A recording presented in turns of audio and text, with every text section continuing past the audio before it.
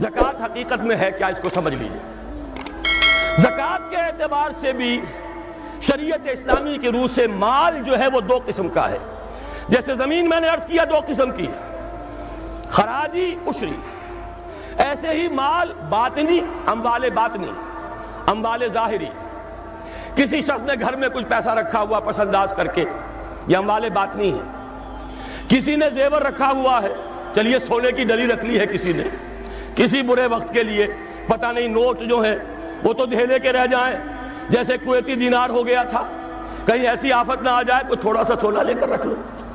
یہ جو گھر میں چھپا ہوا مال ہے یہ اموال باطنی ہے، ان کی زکوٰۃ اسلامی ریاست نظام خلافت زبردستی نہیں لیتی، ورنہ تو گھر گھر جا کے جامع تلاشی کرنی پڑے گی، ٹرنک کھولنے ہوں گے، تکیے ادھیڑ کر دیکھنے ہوں گے کہیں کچھ رکھا ہوا تو نہیں ہے۔ اسلام کا نظام فطرت ہے۔ اموال باطنہ میں آپ کو آزادی ہے، زکوٰۃ دیں جسے چاہیں دے دیں، آپ کا اور اپنے رب کا معاملہ ہے، وہاں حساب جا کے دے دیجیے گا۔ اموال ظاہری کی زکوٰۃ جبراً لی جائے گی۔ وہ کیا ہے؟ یہ مال ہے جو دکانوں میں ہے، اموال تجارت۔ یہ فیکٹریاں ہیں جن میں فنشڈ پروڈکٹ بھی ہے، خام مال بھی ہے۔ یہ بھیڑ بکریوں کے گلے ہیں، ہزار ہزار بھیڑیں اور ہزار ہزار بکریاں، اونٹوں کی قطاریں، یہ ہے جو ظاہر مال ہے، سامنے ہے، کہاں چھپا کر لے جائیں گے؟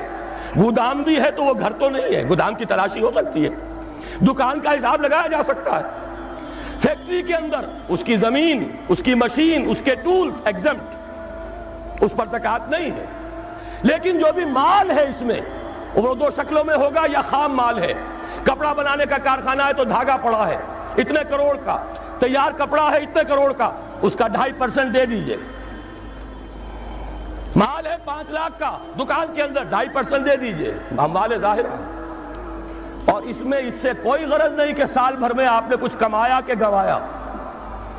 جب تک آپ نصاب کی حد سے اوپر ہیں، چاہے آپ کا اس سال میں آدھا مال گیا، 10 لاکھ کی مالیت تھی، اب آپ 5 لاکھ کے ہیں، لیکن 5 لاکھ پر بھی آپ کو 2.5% دینا ہے، چاہے کمایا ہو چاہے گوایا ہو۔ اور یہ ٹوٹل پر ہے، کسی اکاؤنٹنٹ کی ضرورت نہیں، جو تاریخ معین ہے جا کر دیکھیے کیا مال پڑا ہوا ہے، 2.5% حساب کر کے دے دیں۔ اتنی رقم آئے گی۔ ابھی جو کہہ رہے تھے جنرل صاحب کہ یہ نعرہ بھٹو نے لگایا، یہ بالکل وہی بات ہے جو علامہ اقبال نے فرمائی ہے۔ مغربی تہذیب میں بھی ایک حصہ حق کا ہے، اگرچہ باطل نے اس کے اوپر پورا غلبہ حاصل کر لیا، لیکن حق کا حصہ اس میں بھی تھا۔ وہ کیا تھا؟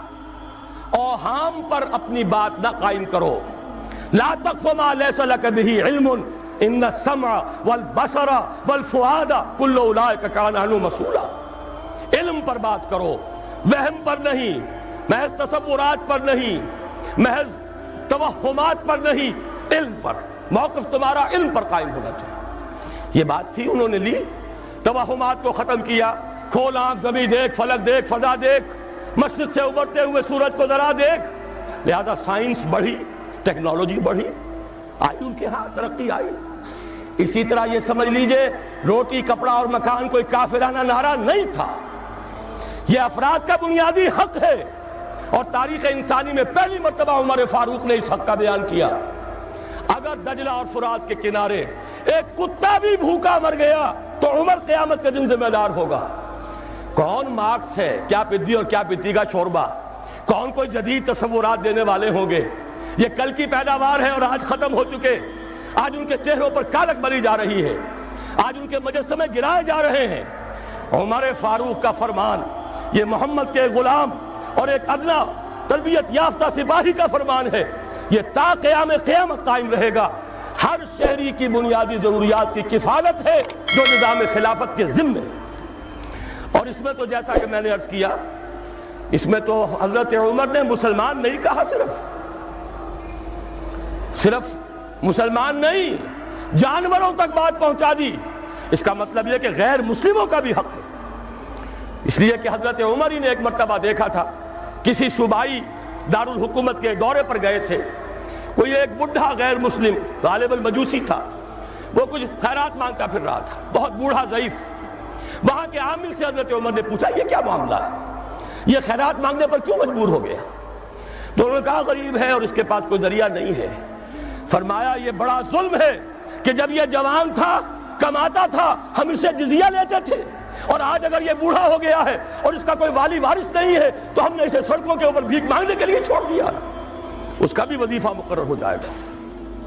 یہ ذمہ داری، یہ کفالت عامہ ہر شہری کے لیے.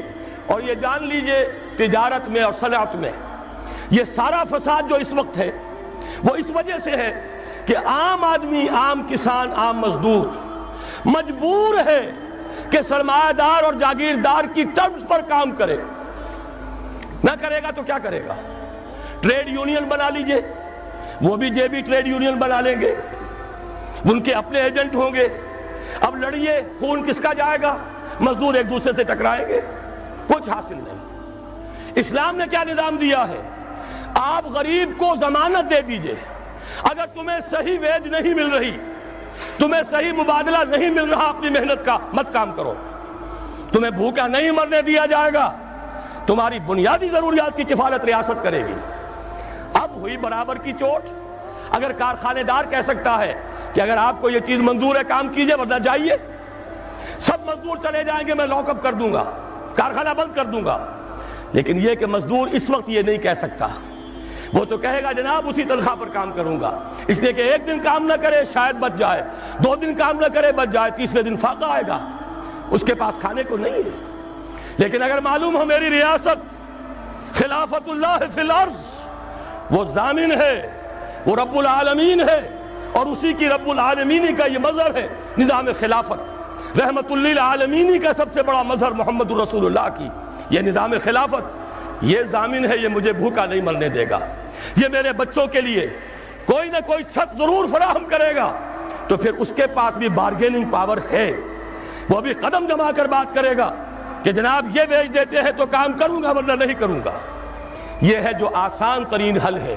باقی یہ کہ جبر کیا تھا روس نے، اس کا حشر دیکھ لیا.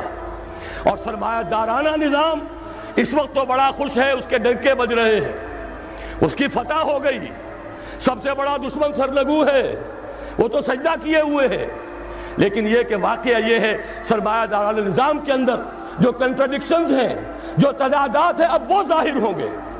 جب باہر مقابلہ تھا اندر کی لڑائی ختم تھی، اب اندر سے فساد ابھرے گا، اندر سے ایکسپلوژن ہوں گے. یہ غیر فطری نظام، یہ غیر انسانی نظام، یہ غیر معقول نظام ختم ہو کر رہے گا. کاش کہ اس کی جگہ صحیح، معتدل، متوازن، عادلانہ نظام خلافت، اس کا کوئی نمونہ ہم دنیا کے سامنے پیش کر دیں. اس وقت پوری دنیا کی طرف ہماری ذمہ داری ہے. ساری نوع انسانی کے ہم مقروض ہیں کہ ہمارے پاس ہدایت ہے، لیکن ہم اس پر خزانے کا سانپ بن کر بیٹھے ہوئے ہیں، نہ خود عمل کرتے ہیں نہ دوسروں کے سامنے نمونہ پیش کرتے ہیں.